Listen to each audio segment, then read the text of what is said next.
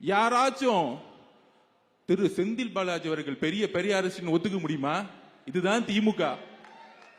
இதுதான் திமுக. அண்ணன் வேலு அவர்கள் ஒரு பெரிய மார்க்சிஸ்டிய சித்தாந்தவாதின்னு சொல்ல முடியுமா?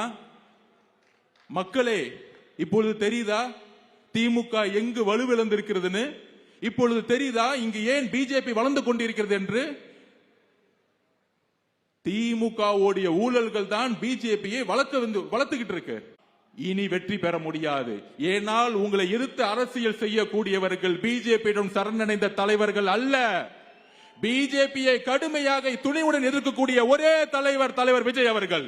இஸ்லாமிய தோழர்களே, குரான் மீது ஆணையாக சொல்லுகிறோம், எங்களுக்கு குரானும் ஒரு கடவுளோட நம்பிக்கை தான்.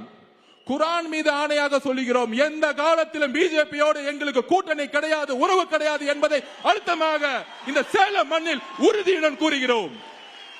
அந்த சந்தேகத்தை தூக்கியதான் சேலம் மாநாட்டில் 1944 பெரியார் அவர்கள் தீகா உருவாக்கிய பொழுது எங்கு அமைத்தாரோ, எந்த கட்டமைப்பை உருவாக்கினாரோ, எந்த மதவாதத்தை எதிர்த்து உருவாக்கினாரோ, எந்த சாதியை எதிர்த்து உருவாக்கினாரோ, அதே மண்ணில் நாங்கள் முழக்கமிடுகிறோம்.